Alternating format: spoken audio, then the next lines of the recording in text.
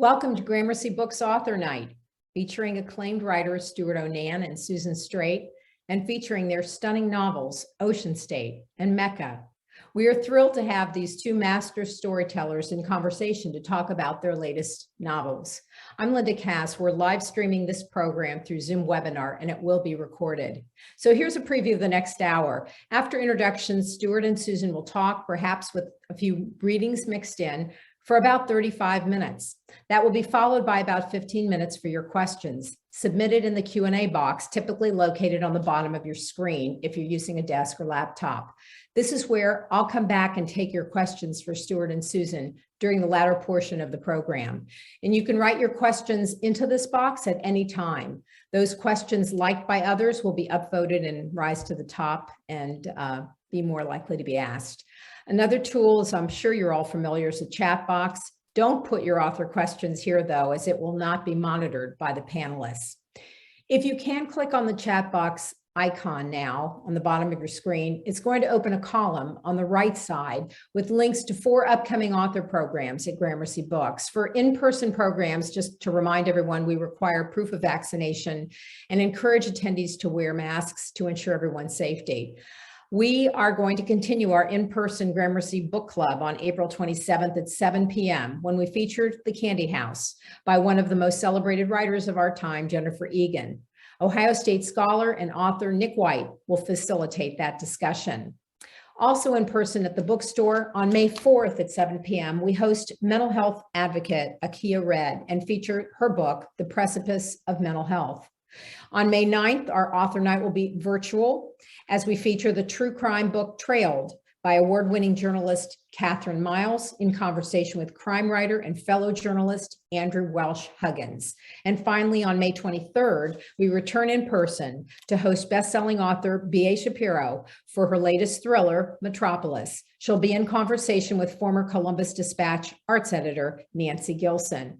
Click on the link to any of these programs to learn more about them as well as to register. And you can learn about all of Gramercy Books author programs on our website. They're listed through June and through our e-newsletter. And you can sign up for that at our website, gramercybooksbexley.com. Now let's meet tonight's guests. In a starred review, Publishers Weekly said this about Ocean State. A beautifully rendered and heartbreaking story.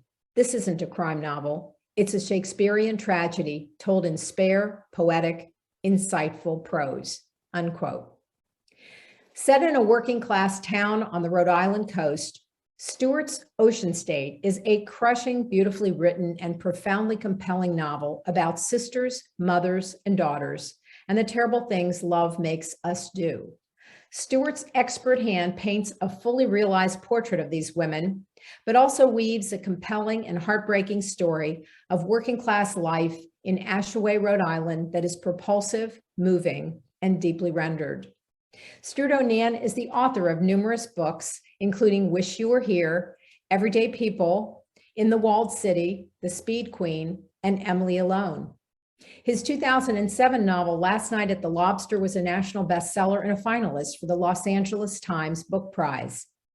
Stewart was born and raised in Pittsburgh, where he lives with his family. His book was released last month by Grove Press.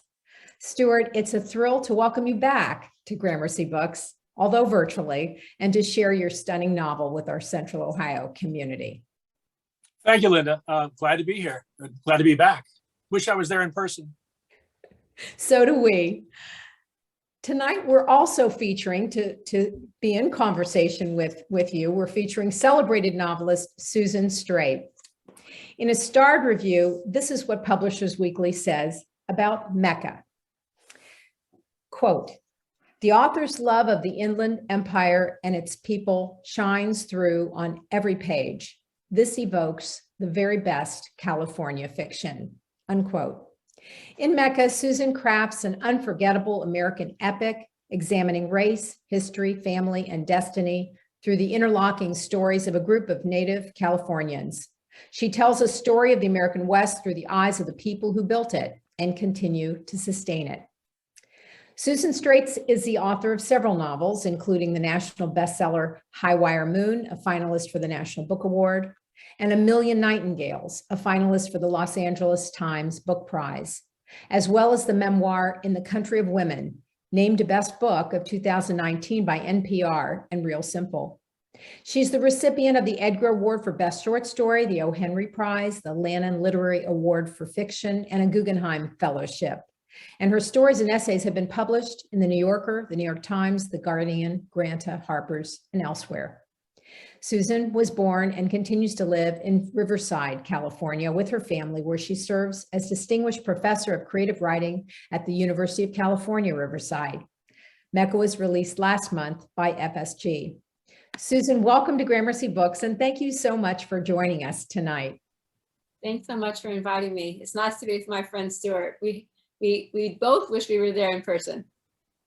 Well, we so look forward. We want to thank the audience for being with us tonight, and we so warmly welcome you, Susan and Stewart. So your conversation begins, and I'll be back for the questions. Thanks, Linda. Thank you. Well, Susan, I loved what Linda said, that we were born and we still live where we were born, and we're kind of homebodies. And the first thing when I think about your work, and not just Mecca, but your body of work, is how deeply and widely you've represented that area of California. When I think of your work, I think of what Louise Erdrich has done, or what Faulkner has done. She's claimed this territory, and she said, no one else is writing about this. I'm going to write about it because it's important. And then you populate it with all these unforgettable characters. But for Mecca, just to talk about Mecca, I loved your opening because it plays right into the big LA iconography. You open with, I mean, the first two words of the novel are the wind. And we open with a motorcycle cop, right, Chips, and we also have a wildfire within, I think, the first 10 pages there. Were these super conscious choices to like hit the stuff head on, right on, and not wait or go around the side? No. I mean, the funny thing is, I have friends that are motorcycle cops, and I have a lot of friends who really love their motorcycles. And it's just a Harley thing, a classic car thing. And it is windy, like it's windy today. I mean, it's funny, Stuart, because you're having a spring snowstorm in Pittsburgh, which couldn't be more classically Pittsburgh. So sad. And I've got Santa Ana winds, but I never think about other things while I'm working. You know, I don't think you do either. I don't consciously think about that. I just was writing that it was a windy day in October because I remember the day I was working on that. It was super windy and all these trucks were blowing over. And I was thinking about how when my dad taught me to drive, because he'd been a tobacco salesman, he taught me to drive and he yelled at me and said, don't ever be on the other side of the wind from a truck, because if it's empty, it'll fall over on you. And I kept thinking about that while I was writing that day. I wasn't thinking about anything but, oh, my dad would be like, don't drive, you know. So isn't that funny that you and I are still thinking about homelands? And what I was going to say to you is, I realized that I've taught your books, I've read your books. I mean, you have books set in so many different places. You've got Last Night at the Lobster in New London, Connecticut, right? New Britain. New Britain. You've got the Speed Queen, which is in Oklahoma. It's such a deeply Oklahoma, you know, very, very that kind. And you also have like the Fitzgerald books, you know, Sunsets, West of Sunset. You've set books in Jerusalem. You've got books everywhere, but I still think often of how much you love writing about Pittsburgh in Emily Alone and Henry himself. So. Well, I think in any of those books, I want to get in as much of that setting and how it reflects the characters, I guess their past, their history, and their emotional history there especially. It's always about generations going back, except for, say, the Jerusalem book and the Hollywood book, because they're these brand new places, these places that have grown and out of almost nothing in the middle of the desert.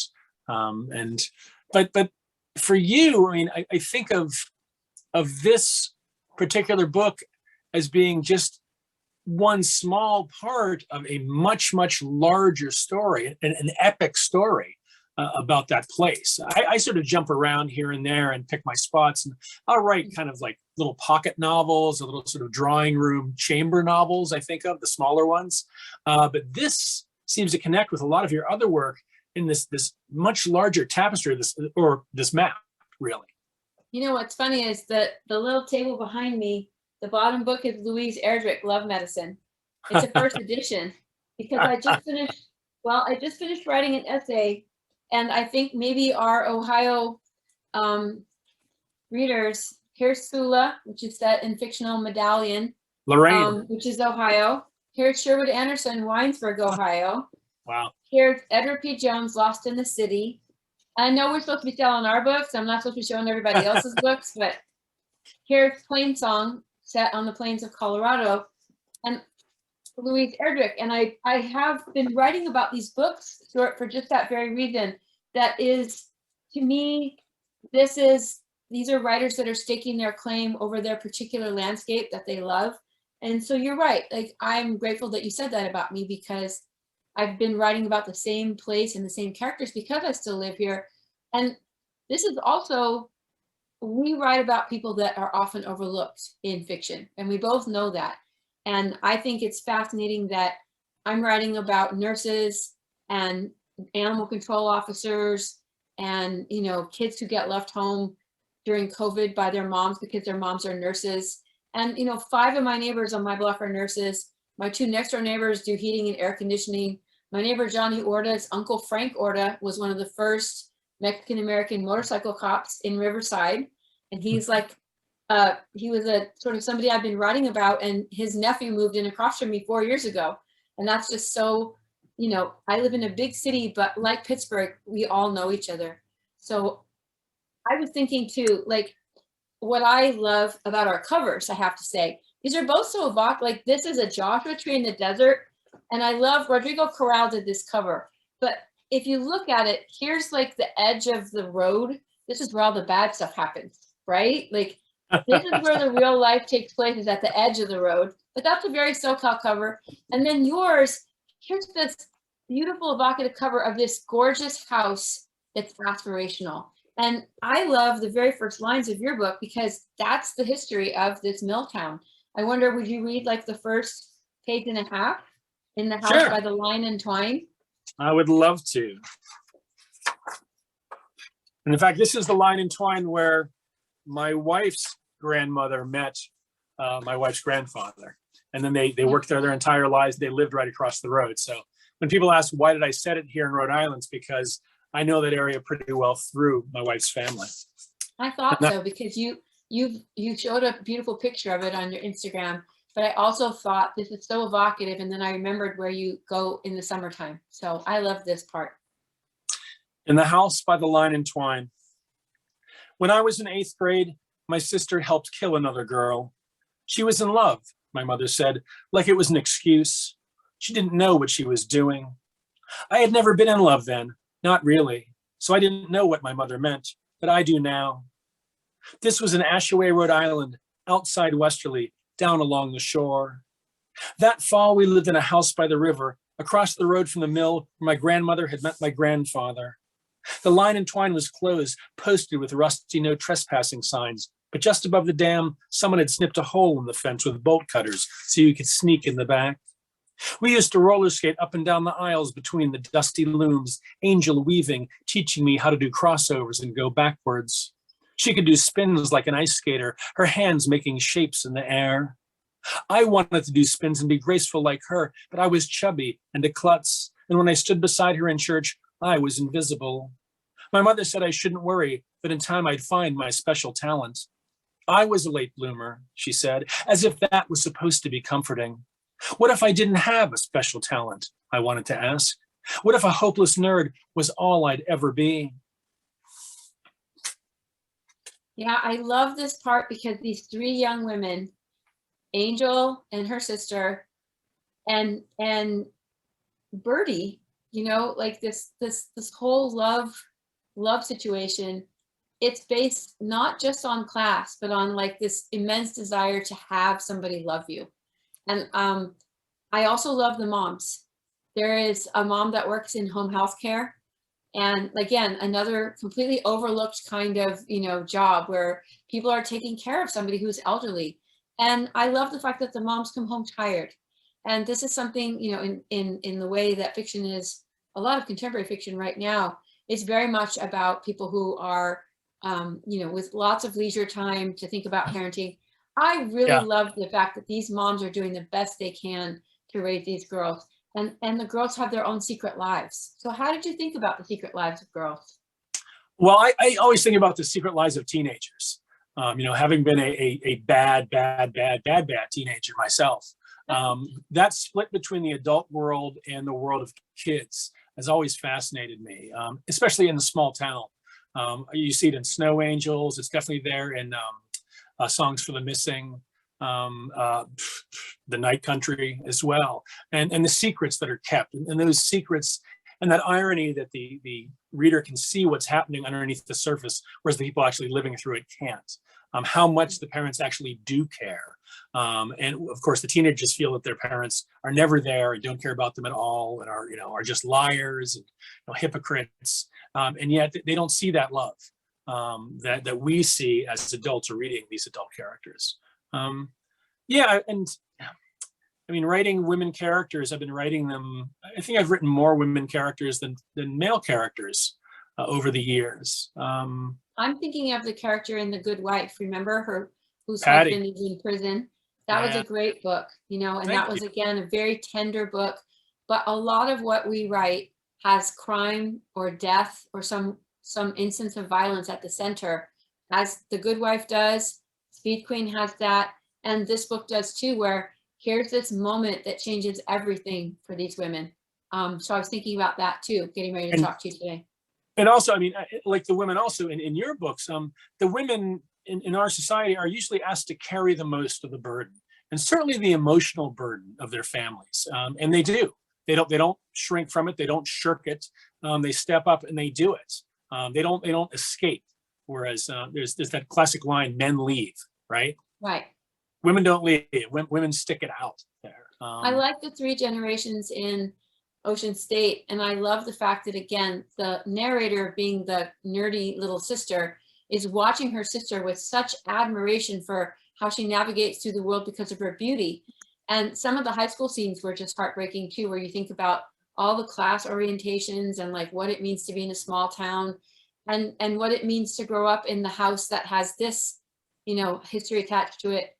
And I think often about how these girls function in a way before social media. Do you know what I mean? Like, social media now exacerbates that, but it doesn't matter, because since time immemorial, go back to Jane Austen. Here were girls trying to like escape, their circumstances, or Edith Wharton. So I really think that these three girls, as well as the girls that are around them, this moment when they decide to kill Birdie, right? It's huge. It's like once this tiny thing gets set in motion, I felt like it was completely out of their control. I think that's the hallmark of being a teenager too, don't you?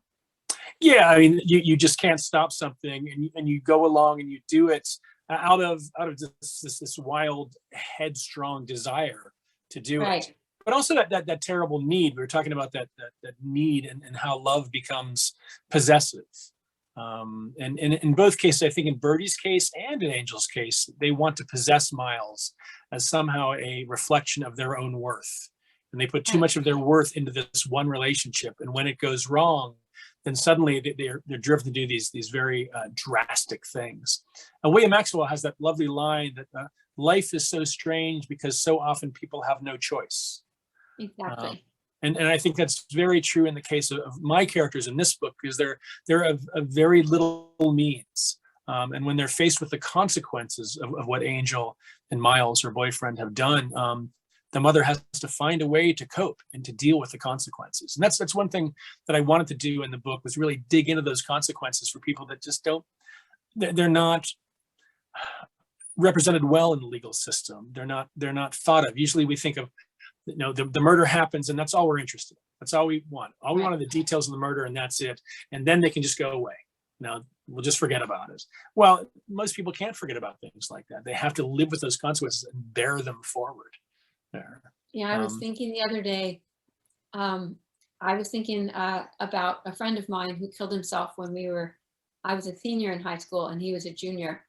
And He killed himself by standing in front of a train. And I see this train every day. I mean, it's still, you know, in our old neighborhood, and it only goes by once or twice a day now, but it used to go by more frequently. But I was talking about this because there was somebody that was killed. She was pushed in front of train tracks last week. And, you know, the engineer, I had a friend who was a train engineer. To be a train engineer and have been driving the train that someone jumps onto the tracks, that's a lifelong, that's something that my friends have told me they never get over. So the same thing, like the consequences of death ripple outward. And you're right, in sort of the podcast era, it's like we just want to find out who did it and like what the circumstances were. But I like to think about the ripples that always end up in a community. Well, you were talking about that fishbowl effect that social media has now. You've got that in your book as well. When Mary is dealing with when Mary is dealing with the shooting of Tenerife there, she goes she goes online and then has to battle all these trolls that have things to say about her and about the world in general when they don't know shit. Well, yeah, and this is the character who is a nurse. I have four women who are nurses. And when they're in nursing school, I live right down the street from Riverside Community College Nursing School. So I have 4 neighbors on my block that are nurses and 3 neighbors on my next block that are nurses. Actually, it's funny, I did a big book event here just a couple days ago, my Riverside book launch. And some of my neighbors came and they had never been to a book thing before. And they're like, we knew that you did that, but we didn't understand what it meant, that you stand at the fence and you listen to us all the time talk about what we do. And during COVID especially, they would walk past. I have characters in the book that have to, you know, go live in an RV. There was 2 RVs parked down the street where we had visiting nurses from Texas and Indiana. Oh. And they would walk by and tell me all the things they were doing on these 12-hour shifts. So my friends who were nurses, they said, we've never been to anything like that in our lives. And we knew you always listened to our stories, but like, how did you use your imagination to make these things so vivid? And I told them, it's funny, but I said, you're really good at your job and I try to be good at my job, which is to sort of bring like these things into the world. And so Mary's a neonatal intensive care unit nurse, which one of my neighbors and friends is, and her son is shot by a police officer. And you're right, like everyone's judging that her son shouldn't have been in the line at that time of night. He shouldn't have been in the car, but he's a basketball player. And Stewart, you know, my girls played basketball. And there are all these boys over here, boy basketball players. My girls were basketball players. One night I started that chapter just thinking about how much chicken I'd bought. And that whole thing started with that I had to take them so often to buy chicken, you know, chicken wings and Wingstop and chicken tenders. I thought about how much chicken, you know, a pro basketball player might have consumed and about his single mom. That's where that story came from. But you're right, like the judgment of like, what does it mean to think you know somebody else? And then the thing about social media now is there's another character, Jimena, who just immigrates from Oaxaca, from over the border. And she has these 2 American-born cousins, and they know how to navigate Instagram. And she just is like, what is this? Like, how does this thing work? And they're very, very poor, but they know how to put up the right color sheet and wear the right bathing suit and stand the right way. And they look amazing. And I think that's so funny because I know lots of girls who are very good at doing that, even if they're very poor. Well, Jimena is one of my favorite characters of yours of all time, of all your books there. And the opening section we have of her, would you read a little bit of that? Yeah, and it's funny because Johnny is the motorcycle officer, and he's 7th generation California, you know, Mexican American. So he speaks some Spanish and English, but he speaks very much American. That was my obsession, is what does it mean to speak American? And that's because my mom's from another country and she learned to speak English from Vin Scully Dodger broadcasts. You know, we'll be watching the Dodgers tonight, me and my mom, and she'll say, she has dementia and she has like a 1-minute memory.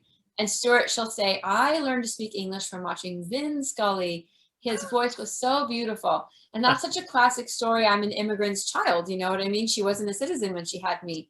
So I was kind of obsessed with Jimena, thinking about what it means to speak American, not just to speak English. And that happens with Johnny Frias as well. So yeah, I'm happy to read a little bit of this. So Jimena's working at a Medi Spa in a very wealthy area of the Coachella Valley.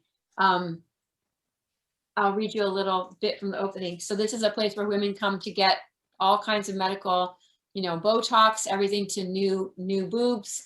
And she has just crossed the border. She's 19, and she doesn't even speak Spanish well because she's Mixteco, so she speaks an indigenous language. Cottages, her cousin Fidelia read on the brochure Jimena brought home from the trash.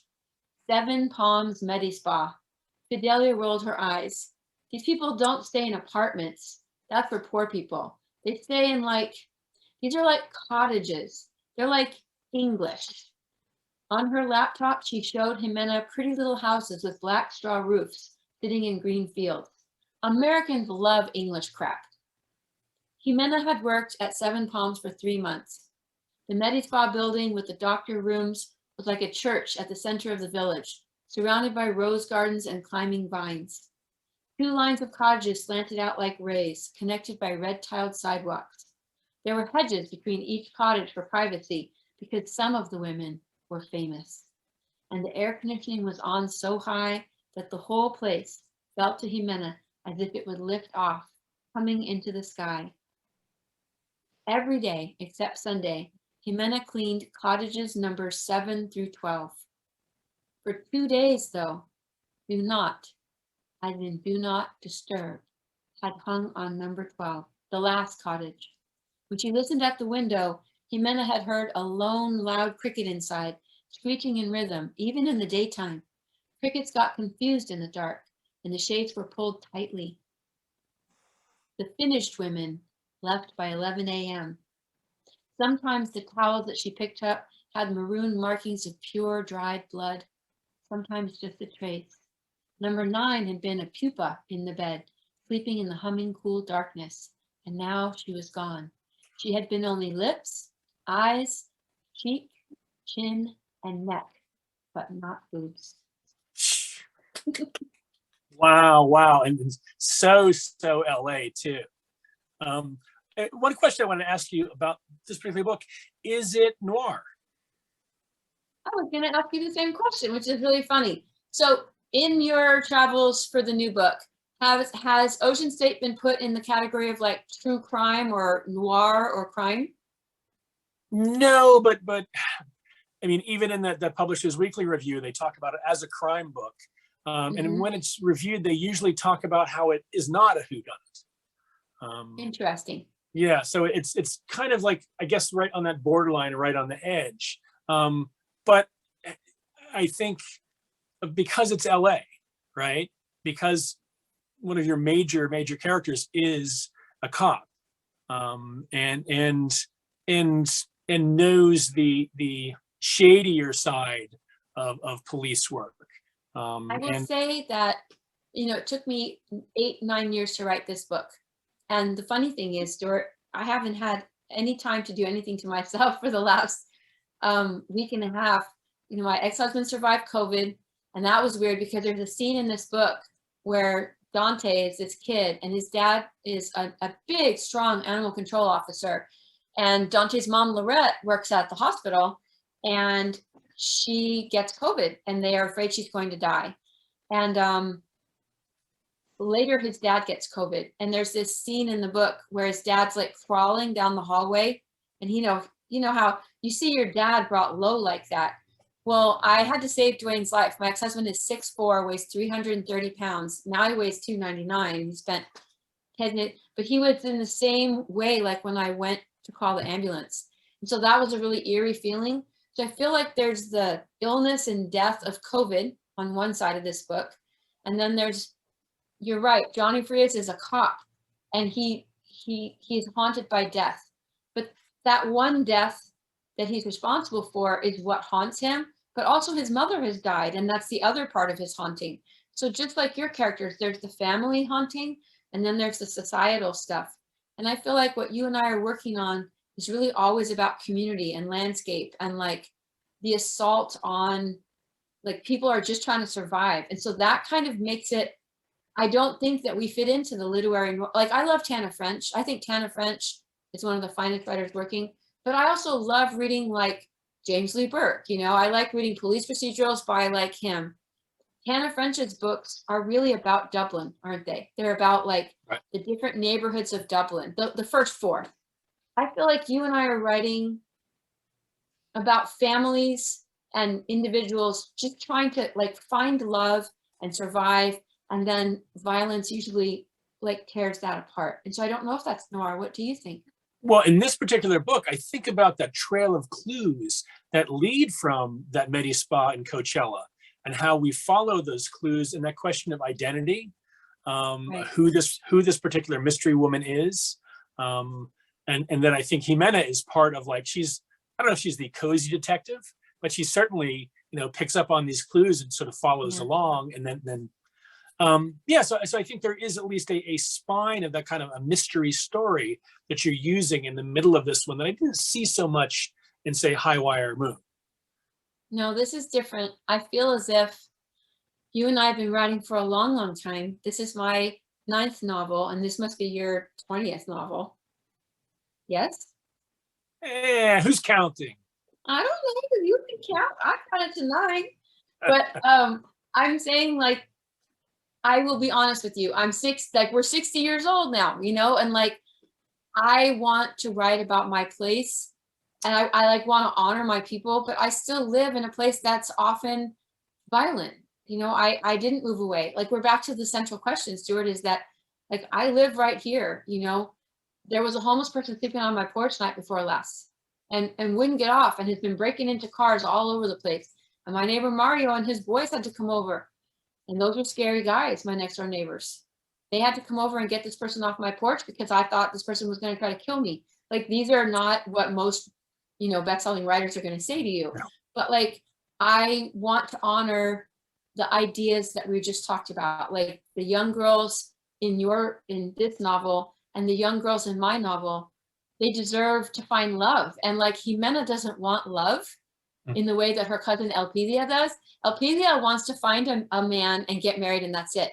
Jimena wants to go to school. Like, she wants to be somebody. And that's maybe the kind of love we have for ourselves, right? Is that you and I always, we want to tell those stories. And so I think it's a lovely mixture of noir. But like, look at this beautiful book, Love Medicine.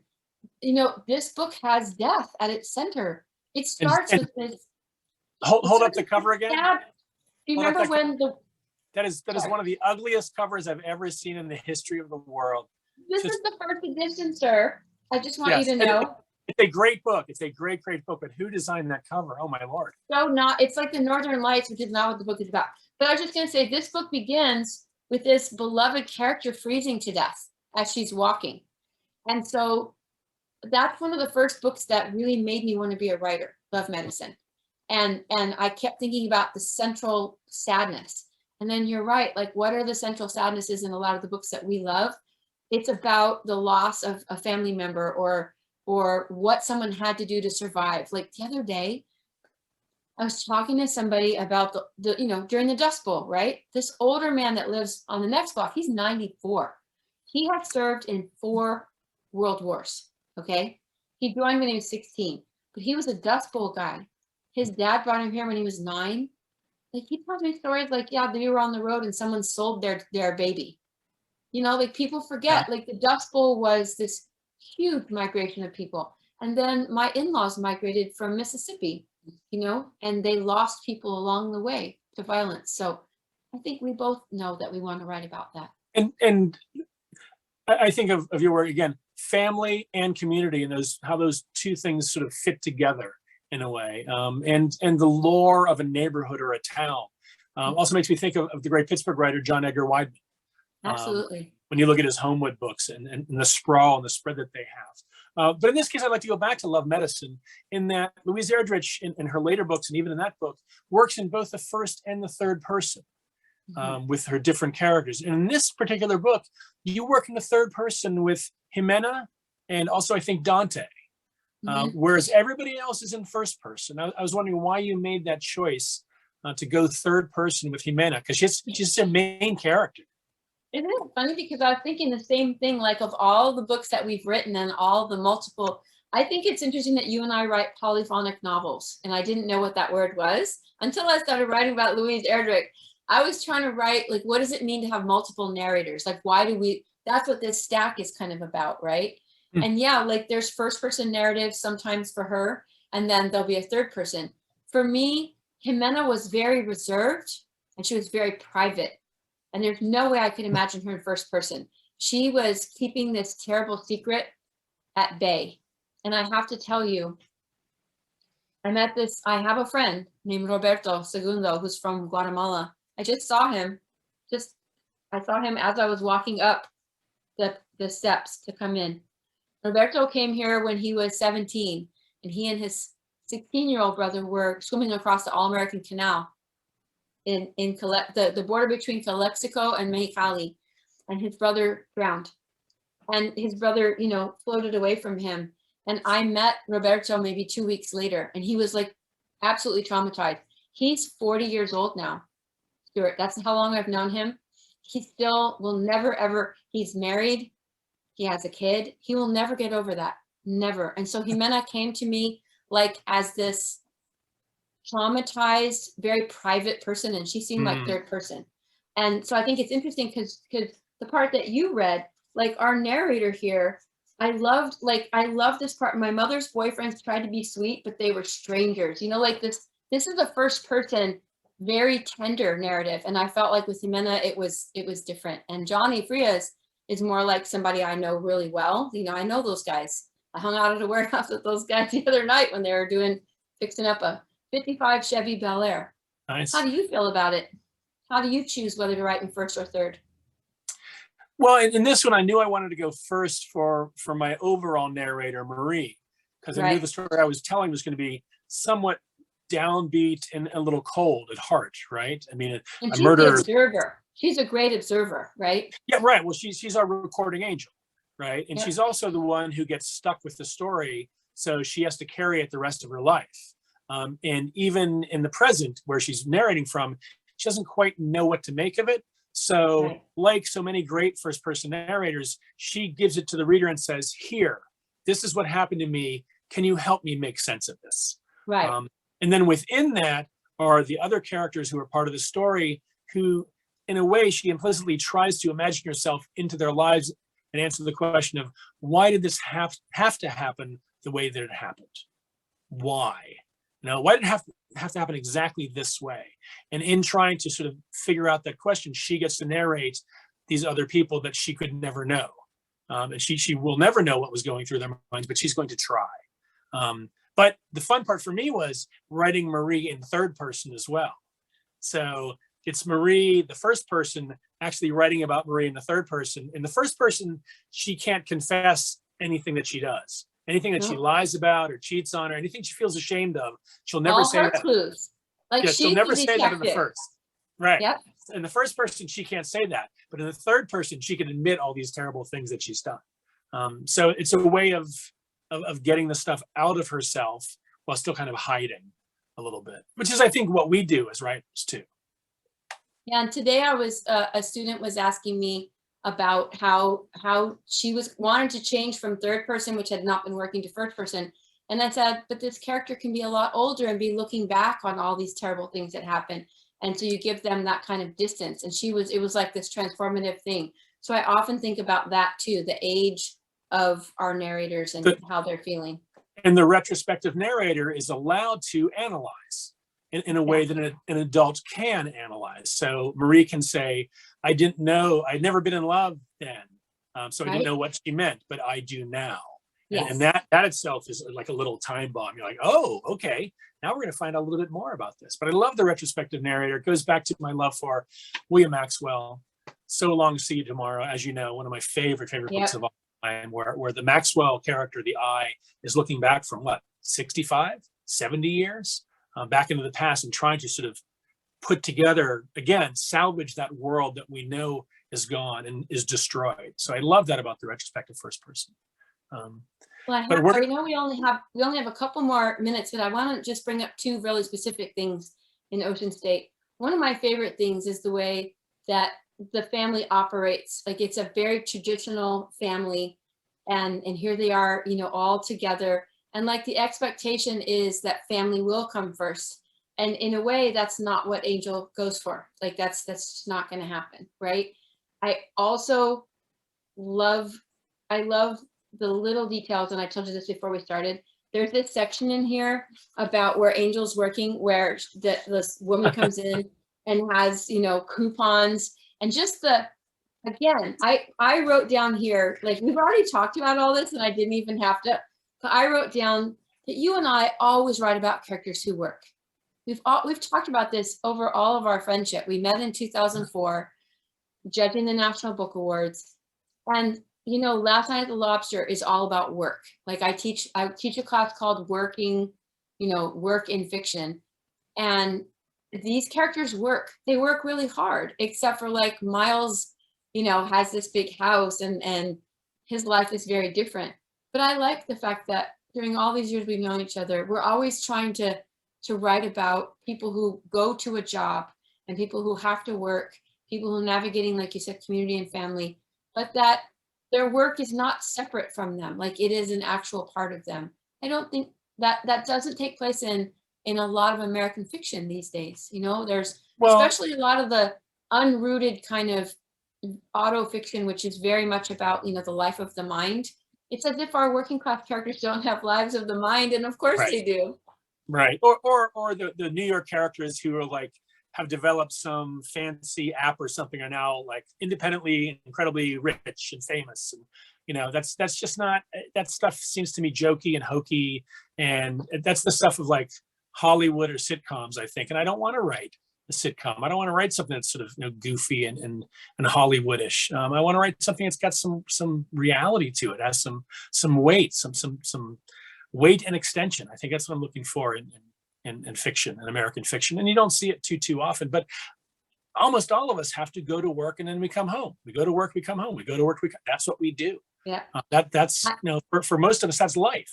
I know. And I actually think, again, like, my friends who are nurses and my friends who have talked to me who are single moms have been reading this book, and they'll come up to me and I mean, I don't talk about what I do, in my neighborhood very much. It's just a thing. But people are like, you remembered that thing I told you. Like, like, one of my characters is a florist, and that's a strange job to have, and be a single mom and be a florist. But just like thinking about how you construct the bouquets and having to construct all those funeral wreaths, and then all the men that come in and try to talk to her. These are just like stories people would tell me, like, oh man, I'm working at Conroy's and like, this is what happens. And I'd be like, really?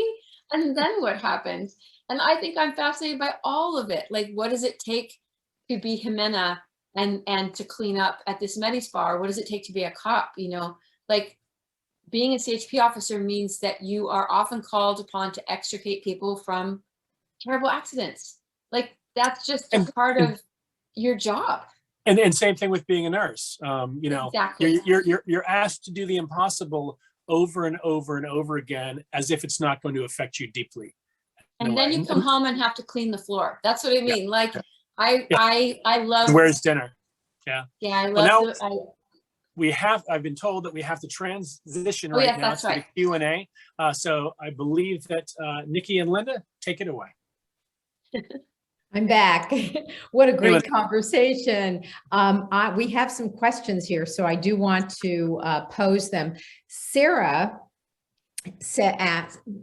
first says, this is a great conversation. Thank you both. As a writer myself, Sarah says, I can't get enough of hearing about other writers' regular habits, writing habits, routines, and processes.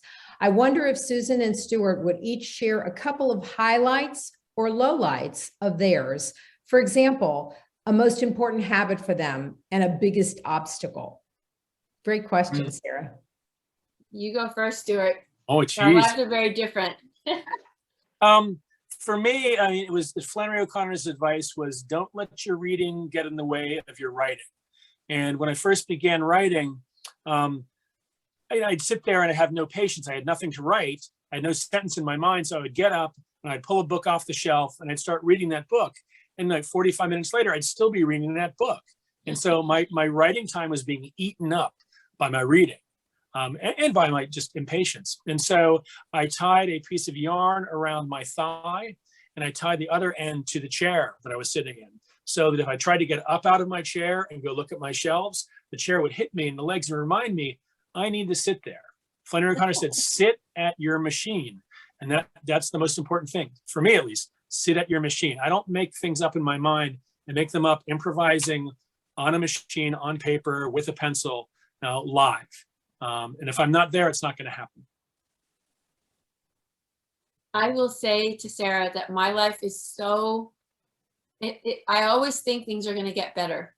But one of my most famous essays I ever wrote for the LA Times was how I wrote an entire novel in my car. Like, I was a single mom with 3 kids.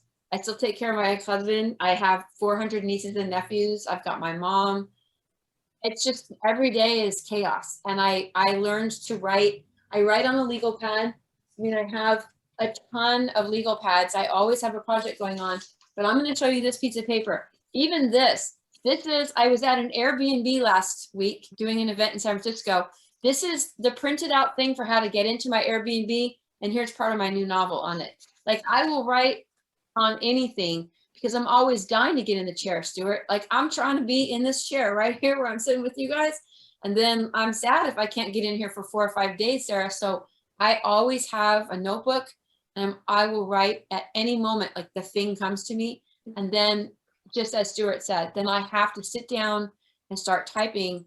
And actually, one thing I found really helpful is retyping the last like half a page of what I was working on before. It gets you back in the flow of your character. Like, just retype that last, 2 paragraphs and be like, oh, that's what they were doing. It's kind of like muscle memory when you're, shooting a basketball. Like, you take your first couple shots and you remember. So that was the obstacle and the good thing. That's all I got. Okay, great. Beth asks, how is writing about your hometowns in fiction different from your work writing about other places? You both might have a little different takes on this based on your own books. Do you research and visit, or do you let your imagination go?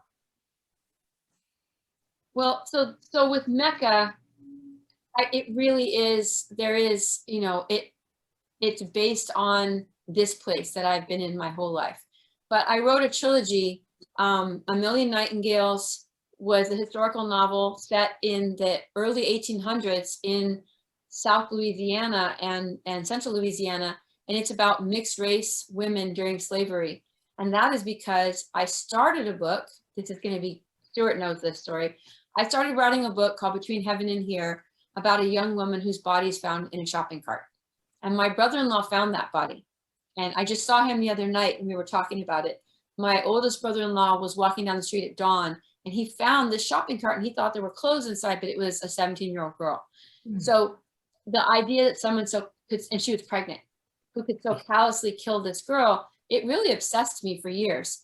But I grew up with a family who had come here in the 50s because they lived on a plantation and they were the girls were beautiful. And the plantation owner was, kidnapping them and assaulting them.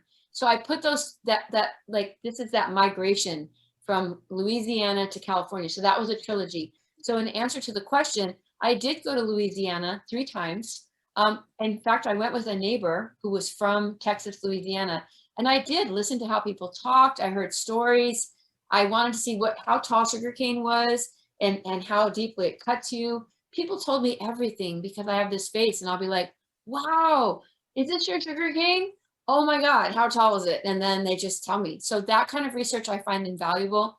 But then again, I think Stewart and I both know you still have to come home and imagine like the characters, right, Stewart? Yeah, I mean, you can do as much legwork and location scouting as you can to give you a little bit of better idea, or maybe a little more detail. But all that detail has got to be filtered through the emotion of your character anyway. Yes. It's got to come out of point of view. It's not coming out of you. It's coming out of the character and how they're feeling about themselves in the world. in that moment. When I'm writing about Pittsburgh, I usually don't have to do much research at all. I try not to. Try to write strictly out of memory or just from inside.